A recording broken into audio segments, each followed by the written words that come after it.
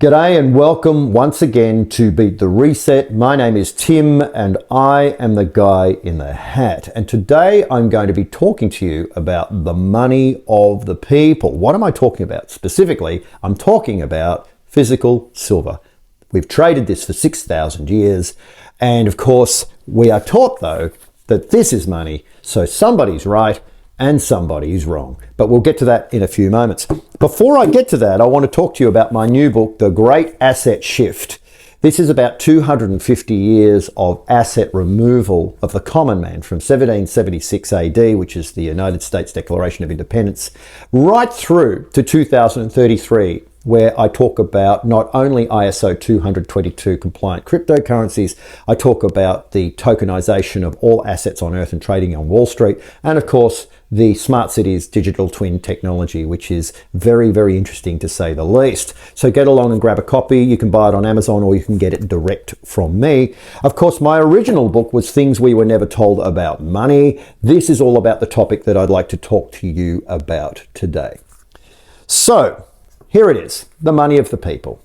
Simple in a nutshell. Wouldn't it be wonderful if when you were born and you went to school and your teacher just held up this and said, this is money? That would have been it. It would have been very, very simple. But strangely, for most of us, we were never taught about money at school. This is the interesting thing. In fact, if any of us were taught about money at all, this is what we were told was money. In fact, you were shown pictures of this stuff and coins and, draw me a picture of what money looks like. Now, most children in school, if you said, can you draw me money? This is what they would draw you. They wouldn't draw you a silver bar or a silver coin. They would draw you this stuff. Now, of course, is this money is the big, big question. And there's a whole heap of reasons in my book, Things We Were Never Told About Money, why this is not money. The least of which is the fact that it's a piece of paper that has its only purpose is to be used as a medium of exchange. It has no other purpose. That's it. Whereas silver, of course, is far beyond a medium of exchange. Not only does silver have the ability to store wealth over time, it is also used in many, many areas of secondary industry. Silver is a byproduct of copper, zinc mines, gold mines and so on. But its usages, apart from the fact that it takes a lot to produce it, its usages are vast in industry, making it a very, very valuable commodity indeed, if not one of the most valuable monetary commodities on planet Earth. And that is why we have traded it for 6,000 years as money. It can be broken up into smaller parts. It has enormous value over time. It's portable. It's fungible. It can be liquidated very, very simply and easily. Everybody wants it. Everybody needs it. And it is fabulous. Then, of course, we have the paper stuff, which I mentioned earlier. And you can see there's a very big difference between the two. One of them is from Mother Earth, and the other one takes enormous amounts of work, by the way, to produce. And the other one is a piece of paper produced by a central bank. So this is where the problem is, our central bank system. So let's just go back a little bit to explain what has happened, and then I'm going to take you through the education system and tell you why we're in the mess that we're in right now. So back in the 1790s, when the United States wrote its first coinage act, this is really what was the topic of conversation, bullion. And people would largely bring bullion into the US Mint and they would have it coined. Now, the first coins started to roll out of the US Mint around about the 1797, somewhere there, 1796, 1797, we started to see the earliest US, what we call commodity coins, known as specie.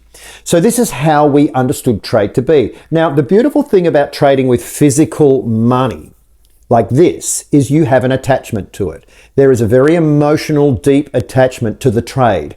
You are not going to give this up lightly. This has value. It has spiritual connectivity. It takes work to produce it. And of course, in its tradable form, which our ancestors would have used, it didn't look like bars. It probably was coinage more than likely, because you would take the bars or you would take the bullion into the mint, and the mint would stamp out coins for you to be able to trade. And of course, you formed a relationship with your monetary system. Money. This is what you call money. So of course, over time though, the United States government, together with its central bank elite families, understood that in order to gain power over the people, what they had to do was, of course, entice them away from this asset. It wasn't simply enough to create economic crashes like they had in 1819. It wasn't simply enough to debase it like the US Congress did in 1834 in the Coinage Act, where they changed the ratio of gold and silver from 15 to 1 to 16 to 1. It wasn't enough. This was too slow, too cumbersome, and it wasn't enough to completely decimate the middle classes. Yes, you could damage the middle classes.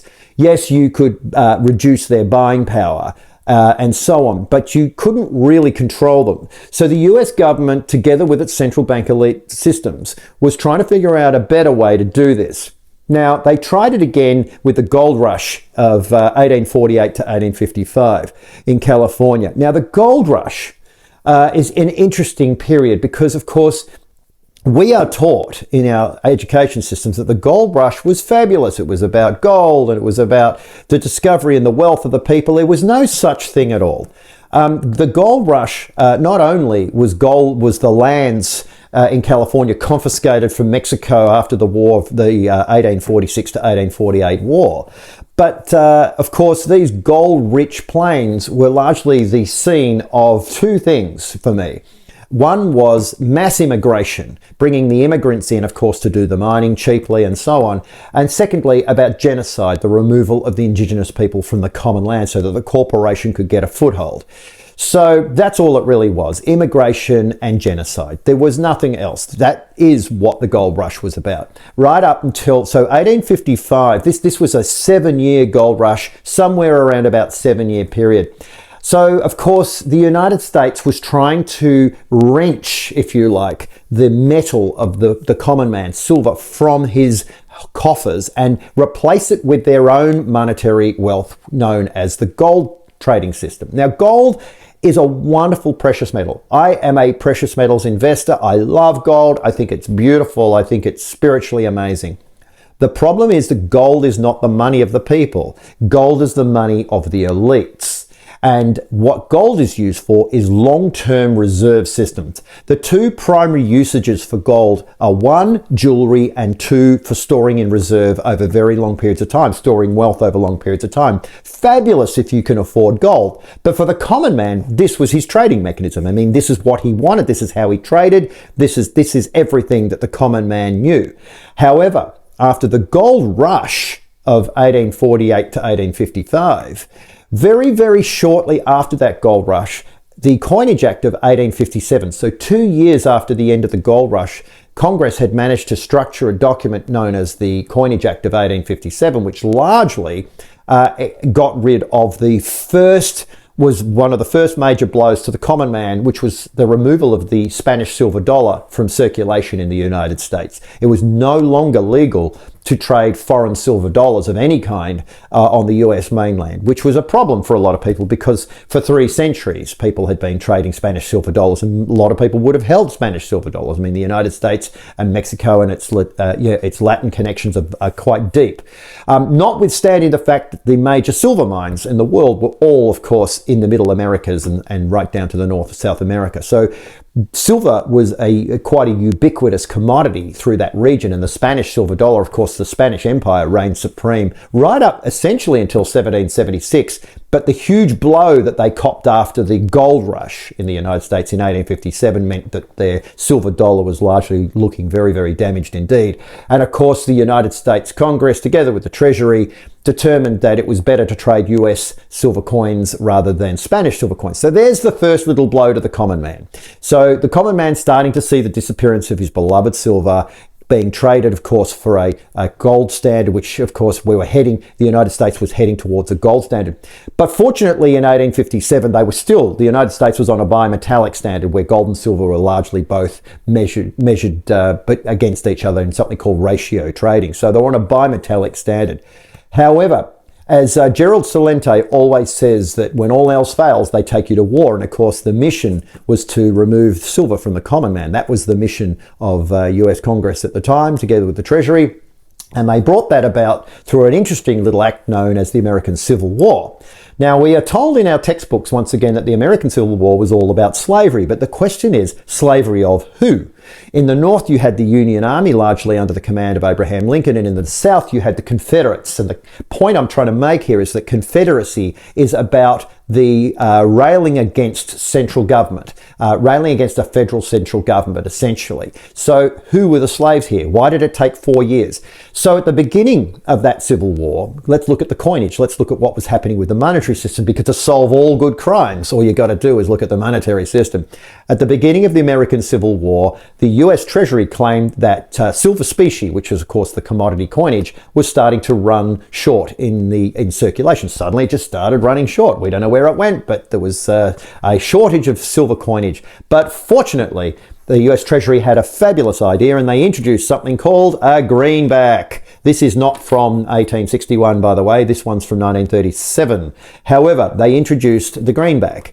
And of course, this was a piece of paper. And because there was so little coinage in the system at the time, part of course, the agenda to move to a gold trading system, and of course, to completely control the masses, the common man was largely given this piece of paper in replacement of his beloved silver coinage. So he was happy to accept that. However, when many of the middle class went back to the banks to trade their piece of paper for the coinage that was apparently meant to be there, they found there was no such coinage.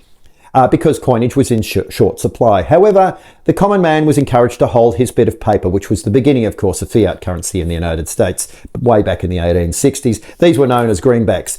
Now, by 1864, so just 1 year towards the end of the American Civil War, 1864 Coinage Act was passed, right in the middle of a war. Can you believe that? So while this was all going on, and we're supposedly trying to attack slaves and defeat slavery, and we've got the Confederates and the Union armies fighting, there's a Coinage Act passed, which was largely for base metal coinage. And that basically meant that now the common man was given his coinage back. But this time it wasn't silver anymore, as it was at the start of the war. It was now copper, which was obviously a base metal. So he started trading at the start of the war with a silver coinage, and now given pieces of paper across the bridge of the war, and now trading with copper coinage in 1864. An absolute disaster for the common man. And this is how assets were removed slowly, piece by piece.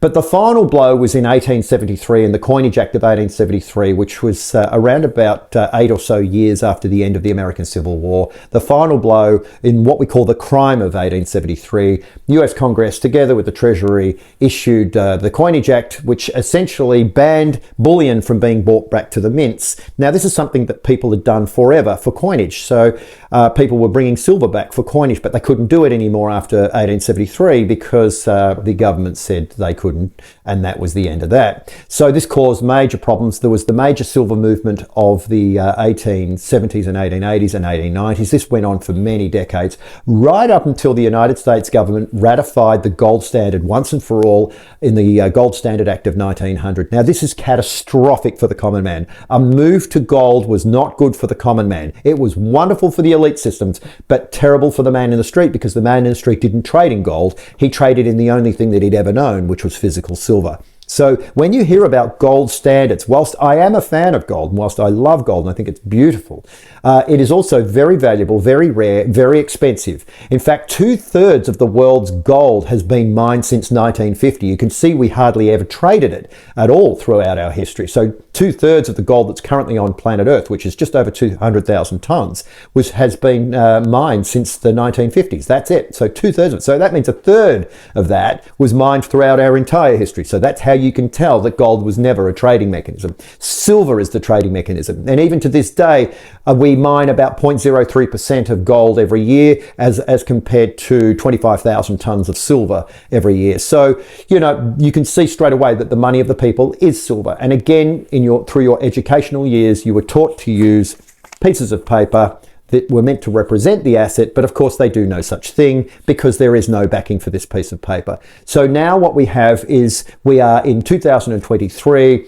we've lost our physical silver as our trading mechanism, we're losing our piece of paper, and we're going to electronic, and of course, and soon we're going to go to digital, and then beyond that we're into a tokenized world and into the digital twin system, which I've spoken about in previous videos. So remember, when you're talking about money, you're talking about silver. When you're talking about wealth preservation, you're talking about hanging on to this at all costs. Do not let this go. Right now, you can still buy this stuff, by the way. So what I want to say to you is, once again, Think about your assets, think about your wealth, think about and understand what your governments and your central banks and the Treasury are trying to get you to do. Do the opposite. Whatever they tell you to do, just do the opposite. If they tell you to go to this stuff, you move to commodities. That's as simple as that.